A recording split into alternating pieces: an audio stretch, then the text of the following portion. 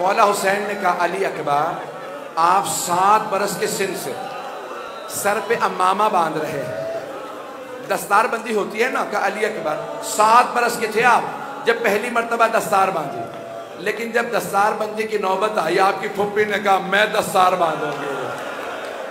अली अकबर मेरे दिल में भी था मैं बेटे को दस्तार बांधूं। तो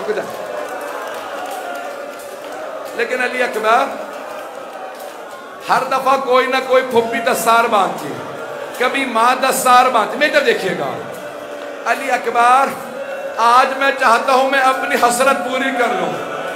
जनाब अली अकबर ने दोनों घुटने जमीन पे रखे, कहा बाबा मुझे दस्तार बांध दीजिए, अमामा बांधिए।